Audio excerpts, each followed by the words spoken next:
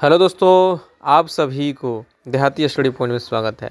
दोस्तों, आज हम आप लोगों के लिए फिर से डीएलएड एग्ज़ाम के लिए महत्वपूर्ण क्वेश्चन लेके आए हैं। तो चलिए दोस्त, वीडियो क्या करते हैं, शुरू करते हैं। लेकिन वीडियो को शुरू करने से पहले आप लोगों से रिक्वेस्ट है कि वीडियो को शुरू से लेकर अंत तक देखिएगा।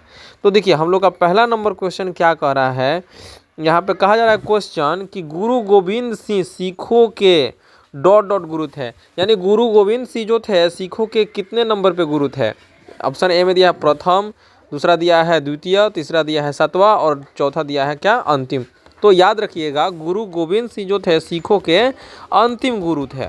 चलिए आगे बढ़ते हैं। दूसरा नंबर क्वेश्चन क्या कर रहा है, देखिए। तो कह रहा है कि पहले गोवा में डॉट डॉट का शासन था, यानी पहले गोवा में किसका शासन था। तो पहला नंबर ऑप्शन में दिया है ब्रिटिशों का, दूसरा नंबर दिया है फ्रेंचों का, तीसरा जो दिया है स्पेनियों का और चौथा जो दिया है आपका दिया है पुर्तगालियों का। तो इसका जो इस क्वेश्चन का राइट जो आंसर हो जाएगा ऑप्शन डी हो जाएगा, यानी गोवा में पहले पुर्तगालियों का शासन चलता था। ठीक है जी। चलिए तीसरा नंबर क्वेश्चन की ओर बढ़ते हैं। तो तीसरा नंबर क्वेश्चन क्या कह रहा है कि 81 वर्ष की आयु में भारत के प्रधानमंत्री बनने वाले व्यक्ति कौन थे, यानी भारत के वह कौन सा व्यक्ति थे जो 81 वर्ष की अवस्था में प्रधानमंत्री बने हुए थे। ठीक है। ऑप्शन नंबर ए में दिया है देवगौड़ा, बी दिया है चरण सिंह, तीसरा दिया है नरसिम्हा राव और चौथा जो दिया आपका मोरारजी देसाई दिया हुआ है। तो इस क्वेश्चन का राइट जो आंसर हो जाएगा वह हो जाएगा आपका ऑप्शन डी हो जाएगा, यानी मोरारजी जो देसाई थे ना, वह 81 वर्ष की अवस्था में भारत के प्रधानमंत्री बने हुए थे। ठीक है जी। चौथा नंबर क्वेश्चन कह रहा है कि आर्य समाज के संस्थापक कौन थे। आर्य समाज के संस्थापक कौन थे। ऑप्शन ए में दिया है स्वामी विवेकानंद, ऑप्शन बी दिया है राजा राम मोहन राय, ऑप्शन सी दिया है दयानंद सरस्वती और डी जो दिया है आपका बंकिम चंद्र चटर्जी दिया है। तो इस क्वेश्चन का राइट आंसर क्या हो जाएगा, ऑप्शन नंबर सी, यानी आर्य समाज के जो संस्थापक थे ना वह थे दयानंद सरस्वती। ठीक है जी। अब चलिए पांचवा नंबर क्वेश्चन की ओर बढ़ते हैं। तो पांचवा नंबर क्वेश्चन क्या कह रहा है कि गुरुमुखी लिपि किसके द्वारा विकसित किया गया है। यानी देखिए, पंजाबियों का जो लिपि होता है ना, गुरुमुखी लिपि होता है, याद रखिएगा। ठीक है, पंजाबी भाषा का। तो यहाँ पे बताया जा रहा है कि गुरुमुखी लिपि जो है ना, गुरुमुखी लिपि जो है किसके द्वारा विकसित किया गया, गुरु अर्जुन देव, गुरु अंगद, गुरु रामदास, गुरु नानक। तो इसका जो राइट जो आंसर हो जाएगा वह हो जाएगा ऑप्शन बी। ठीक है जी। गुरु अंगद देव जी के द्वारा ही क्या किया गया था, गुरुमुखी लिपि का क्या किया गया था, विस्तार किया गया था। ठीक, विकसित किया गया।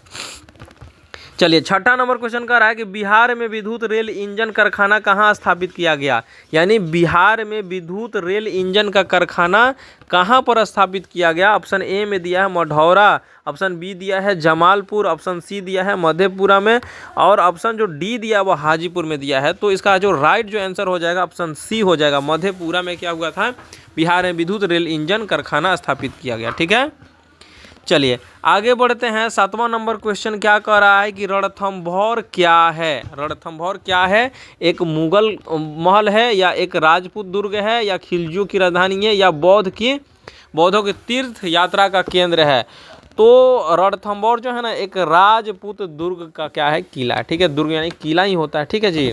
तो रणथंभौर क्या है, एक राजपूत दुर्ग है। चलिए आठवां नंबर कह रहा है कि खिसकती वर्फ संहिता को क्या कहते हैं। खिसकती वर्फ संहिता को क्या कहते हैं, जल कहते हैं, हिमानी कहते हैं, धारा कहते हैं या पलावी वर्फ कहते हैं।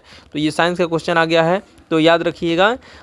इसका राइट आंसर क्या हो जाएगा दोस्तों, डी हो जाएगा। ठीक है जी। पलावी बर्फ को क्या होता है कि खिसकती वर्फ संहिता कहा जाता है।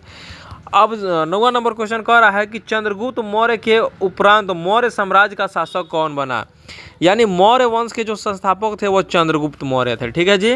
तो चंद्रगुप्त मौर्य के देहांत के बाद जो है ना, मौर्य साम्राज्य का शासक कौन बना। इसमें है ऑप्शन ए में अशोक, ऑप्शन बी दिया बिंबिसार, ऑप्शन सी दिया है तीवर और ऑप्शन जो डी दिया है वह है बिंदुसार। तो इसका राइट आंसर हो जाएगा बिंदुसार। चंद्रगुप्त मौर्य के बाद जो है ना बिंदुसार क्या हुआ, बिंदुसार क्या हुआ था दोस्तों, मौर्य साम्राज्य के गद्दी पर बैठा। अब ये बिंबिसार की हम लोग बात किया जाए ना, तो हर्यक वंश के क्या थे, संस्थापक थे, याद रखिएगा। ठीक है, हर्यक वंश से ही क्या हुआ था, साम्राज्य बढ़ता गया यानी मगध चलिए आगे बढ़ते हैं, इसको छोड़ते हैं। ठीक है, इसका राइट आंसर क्या हो जाएगा, बिंदुसार हो जाएगा। ठीक।